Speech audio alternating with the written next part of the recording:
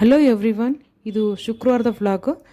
ಇವತ್ತು ಧನುರ್ಮಾಸದ ಹುಗ್ಗಿ ಮಾಡ್ಬೇಕಂತೇಳಿ ಮಾಡಕತ್ತೀನಿ ರೀ. ಫಸ್ಟ್ ಡೇ ಇವತ್ತು ಸ್ವಲ್ಪ ಬೇಳೆ ಆಮೇಲೆ ಅಕ್ಕಿ ಎರಡನ್ನ ಹುರ್ಕೋಬೇಕಾಗ್ತೈತಿ. ಸ್ಟಾರ್ಟಿಂಗು ಸ್ವಲ್ಪ ಸ್ಟೋವ್ಗೆಲ್ಲ ಅರ್ಶಿನ ಕುಂಕುಮ ಹಚ್ಚಿ ರಂಗೋಲಿನ ಹಾಕಿ ಸ್ಟಾರ್ಟ್ ಮಾಡ್ತೀನಿ ನಾನು.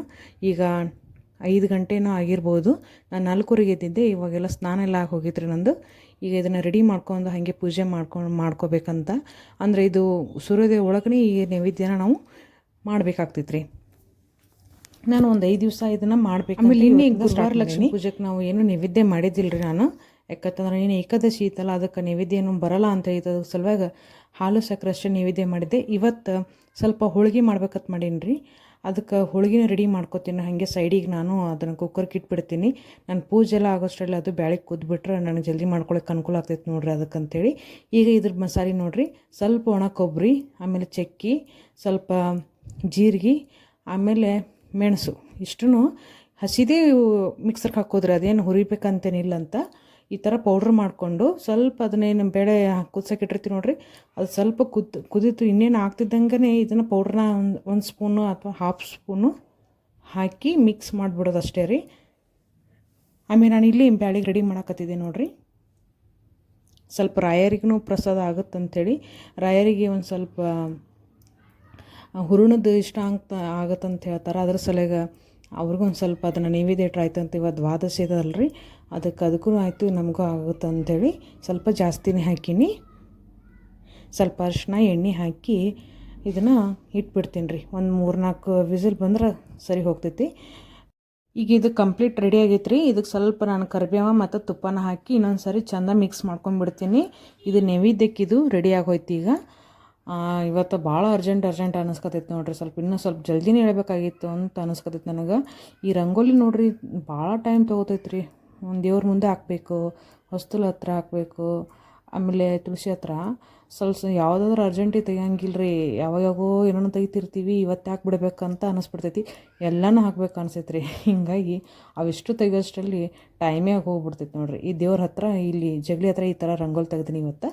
ಈಗ ಇದನ್ನು ನೈವೇದ್ಯನ ಮಾಡಿಬಿಡ್ತೀನಿ ರೀ. ನೈವೇದ್ಯಕ್ಕಿಟ್ಟು ತುಪ್ಪದ ಆರತಿ ಎಲ್ಲ ಮಾಡಿ ಇದನ್ನು ಕಂಪ್ಲೀಟ್ ಮಾಡಿಬಿಡ್ತೀನಿ ಇವತ್ತು. ಇದನ್ನು ಮುಗಿಸ್ಕೊಂಡು ಮುಂದೆ ಅಡುಗೆ ಮಾಡೋಕ್ಕೆ ಹೋಗ್ತೀನಿ ರೀ. ಯಾಕಂದ್ರೆ ಟೈಮ್ ಸಾಕಾಗ್ತಿಲ್ಲ.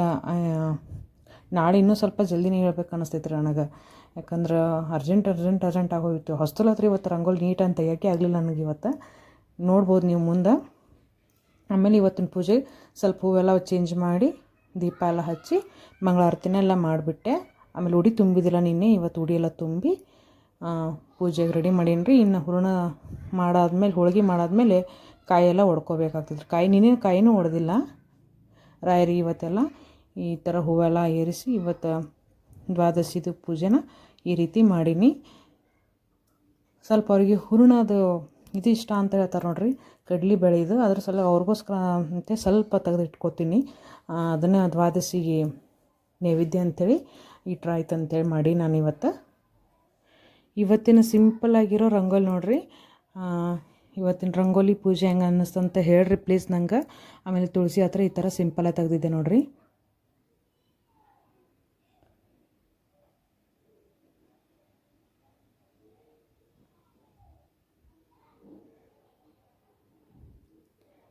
ನೋಡ್ರಿ ಇಲ್ಲಿ ಹೊಸ್ತಲ ಹತ್ರ ಇಷ್ಟೇ ಸಿಂಪಲಾಗಿ ತೆಗಿಯೋಕ್ಕಾಗ್ತಿ. ಇವತ್ತು ನನಗೆ ಫುಲ್ ಎಲ್ಲ ತೆಗಿಯೋಕ್ಕಾಗಲಿಲ್ಲ, ಟೈಮ್ ಇರಲಿಲ್ಲ ನಂಗೆ. ಯಾಕಂದ್ರೆ 6 ಗಂಟೆಗೆ ನೈವೇದ್ಯಗೆಲ್ಲ ರೆಡಿ ಆಗಬೇಕಾಗಿತ್ತಲ್ಲ, ಹಿಂಗಾಗಿ ಲೇಟಾಗಿ ಹೋಯ್ತು. ಆಮೇಲೆ ಇಲ್ಲೆಲ್ಲ ಹೂರಣ ರೆಡಿ ಆದಮೇಲೆ ದ್ವಾದಶಿಗೆ ಅಂತೇಳಿ ರಾಯರ ಮುಂದೆ ಇಟ್ಟು ನೈವೇದ್ಯನ ಇಟ್ಟು ಪೂಜೆನ ಮಾಡಿದೆ. ಮತ್ತು ಇದೆಲ್ಲ ಮುಗಿಸಾದ್ಮೇಲೆ ಸ್ವಲ್ಪ ಕಟ್ಟಿನ ಸಾರು ಮಾಡಬೇಕಾಗಿತ್ತು ನೋಡಿರಿ. ಅಂದ್ರೆ ಬ್ಯಾಳಿ ಕುದಿಸ್ಕೊಂಡಿರ್ತೀವಿ ನೋಡಿರಿ, ಕಟ್ಟಿನಿಂದ ಸಾರು ಮಾಡೋದು. ಇದನ್ನು ಸಾರು ಮಾಡಾಕತ್ತೀನಿ ಈಗ. ಅಂದ್ರೆ ಅವ್ರು ನಮ್ಮನೆಯವ್ರು ಜಲ್ದಿ ಹೋಗ್ತಾರೆ ನೋಡಿರಿ. 9 ಗಂಟೆಗೆ ರೆಡಿ ಆಗಿರಬೇಕು, ನಾಷ್ಟ ಆಗಲಿ ಊಟ ಆಗಲಿ.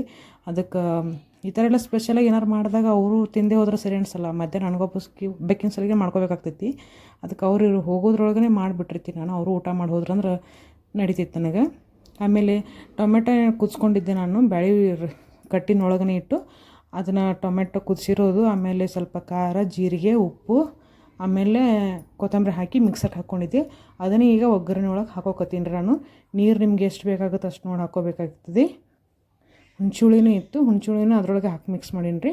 ಉಪ್ಪು ಅದೆಲ್ಲ ನಿಮ್ಗೆ ಎಷ್ಟು ಬೇಕಾಗುತ್ತೆ ಅಷ್ಟು ನೋಡ್ಕೊಂಡು, ಸ್ವಲ್ಪ ಭಾಳ ಗಟ್ಟಿ ಇರಬಾರ್ದು, ಸ್ವಲ್ಪ ತಿಳಿಯಾಗಿದ್ರೆ ಸಾಕಾಗ್ತೈತಿ. ಅದನ್ನು ಆ ಕಡೆ ಸೈಡಿಗೆ ಕುದಿಸಾಕಿಟ್ಟು ಈ ಕಡೆ ಹೋಳಿಗೆ ಮಾಡೋಕೆ ರೆಡಿ ಮಾಡ್ಕೊತೀನಿ ರೀ.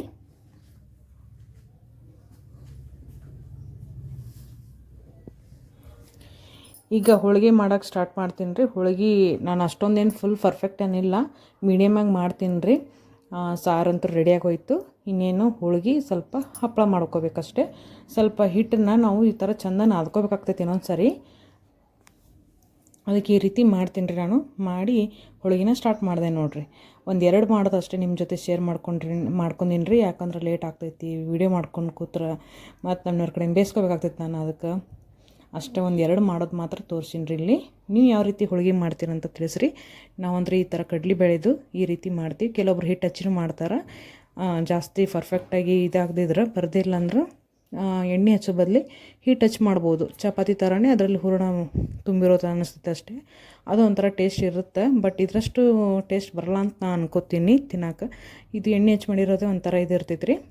ಅದಕ್ಕೆ ನಮ್ಗೆ ಇದೇ ಇಷ್ಟ ಆಗ್ತೈತಿ. ಬರಲ್ಲ ಅಂದರೆ ಆ ರೀತಿನೂ ಟ್ರೈ ಮಾಡ್ಬೋದು. ಈ ರೀತಿ ಹೋಳಿಗೆ ಮಾಡ್ತೀನಿ ನೋಡ್ರಿ. ನಾನು ಅಷ್ಟೊಂದೇನು ದೊಡ್ಡದಾಗಿ ಮಾಡೋಕೆ ಬರಲ್ಲಂಗೆ ಅಷ್ಟೇ ಮೀಡಿಯಮಾಗಿ ಮಾಡ್ಕೋತೀನಿ. ಒಂದು 7-8 ಅಷ್ಟು ಮಾಡಿದ್ದೆ ಅಷ್ಟೇ. ಅಂದರೆ ಹೂರಣಕ್ಕೆ ಒಂದು 3-4 ಇದಾಗಿತ್ತು ನೋಡ್ರಿ. ರಾಯರಿಗೆ ಅಷ್ಟು ಇಟ್ಬಿಟ್ಟಿದ್ದೆ ನಾನು. ಒಂದು 10-12 ಆಗಸ್ಟ್ ನಾನು ಮಾಡ್ಕೊಂಡಿದ್ದೆ, ರೆಡಿ ಮಾಡ್ಕೊಂಡಿದ್ದೆ. ಅಂದ್ರೆ ಸಾಯಂಕಾಲ ನಮ್ಮನೆಯವ್ರು ತಿನ್ನೋದಿಲ್ಲ ರೀ. ಬೆಳಗ್ಗೆ ಏನು ತಿಂತಾರೆ ಅಷ್ಟೇ ಕರೆ ನಮ್ಮನೆಯವರು. ಮಧ್ಯಾಹ್ನ ಅಂದ್ರೆ ಊಟಕ್ಕೆ ಬರಲ್ಲ ಅವರು. ಹೀಗಾಗಿ ಮತ್ತೆ ಒಂದು 2-3 ಉಳ್ದೇ ಬಿಡ್ತಾವೆ ರೀ. ಅದ್ರ ಸಲ ನಾನು ಜಾಸ್ತಿ ಮಾಡೋಕ್ಕೆ ಹೋಗಲ್ಲ. ಹೋಳಿಗೆ ಮಾಡಿದ್ರೂ ಅಷ್ಟೇ ಒಂದು 10 ಮೇಲೆ ಜಾಸ್ತಿ ಮಾಡೋಕ್ಕೆ ಹೋಗೋದಿಲ್ಲ ಹೋಳಿಗೆ ನಾನು. ಉಳಿದು ಬಿಡ್ತಾವ್ರಿ. ಏನು ಮಾಡೋದು, ಯಾರೂ ತಿನ್ನೋರಿಲ್ಲ, ಸುಮ್ಮನೆ ವೇಸ್ಟ್ ಆಗ್ತೈತೆ ನೋಡಿರಿ. ಅದಕ್ಕಂತೇಳಿ ಹೋಳಿಗೆ ಮಾಡಾದ್ಮೇಲೆ ಈ ರೀತಿ ನೈವೇದ್ಯಕ್ಕೆ ರೆಡಿ ಮಾಡಿಕೊಂಡೆ. ಹಪ್ಪಳ ಮತ್ತು ರೈಸು, ಆಮೇಲೆ ಹೋಳಿಗೆ. ಕಾಯಿ ಇನ್ನೂ ಒಡೆದಿದ್ದಿಲ್ಲಲ್ಲ, ಅದಕ್ಕೆ ಈಗ ನೈವೇದ್ಯನ ಮಾಡಿ ಕಾಯಿ ಒಡೆದ್ರೆ ಇವತ್ತು 3ನೇ ಗುರುವಾರದ ಲಕ್ಷ್ಮೀ ಪೂಜೆದು ಕಂಪ್ಲೀಟ್ ಆಗತ್ತೆ ನೋಡಿರಿ. ಈಗ ನಮ್ಮನೆಯವ್ರಿಗೆ ಊಟಕ್ಕೆ ಹಾಕ್ಕೊಡಕತ್ತೀನಿ. ಹಾಲು, ತುಪ್ಪ ಮತ್ತು ಹೋಳಿಗೆ, ಹಪ್ಪಳ, ಚಪಾತಿ. ಆಮೇಲೆ ಇದು ಮಾಡಿಲ್ಲ ರೀ, ಬದ್ನಿಕಾಯಿ ಇರಲಿಲ್ಲ ನನ್ನ ಹತ್ರ. ಅದ್ರ ಸಲುವಾಗಿ ಅದನ್ನೇನು ಮಾಡೋಕ್ಕೆ ಹೋಗಲಿಲ್ಲ. ಸ್ವಲ್ಪ ತುಪ್ಪ ಎಲ್ಲ ಒಳಗೆ ಹಚ್ಕೊಟ್ಟಿದ್ದೆ ನಮ್ಮನೆಯವ್ರಿಗೆ. ಅವರು ಮಾಡಿದ್ರು. ಅವ್ರು ಮಾಡಾದ್ಮೇಲೆ ನಾನು ಮಾಡಾಕತ್ತೀನಿ ನೋಡಿರಿ. ಇಷ್ಟ ಮಾಡೋದಷ್ಟರಲ್ಲಿ 9:30 ಆಗ್ಲಿಕ್ಕೆ ಬಂದಿತ್ತು. ನಮ್ಮನೆಯವರು ರೆಡಿಯಾಗಿದ್ದರು ಊಟ ಮಾಡಿ. ನಾನು ಇವಾಗ ಊಟ ಮಾಡಾಕತ್ತಿದ್ದೆ. ಇವತ್ತಿನ ವ್ಲಾಗ್ ಇಷ್ಟ ಆಗಿತ್ತು ರೀ ಫ್ರೆಂಡ್ಸ್. ಇಷ್ಟ ಆಗಿದ್ರೆ ಪ್ಲೀಸ್ ಒಂದು ಲೈಕ್ ಮಾಡಿರಿ.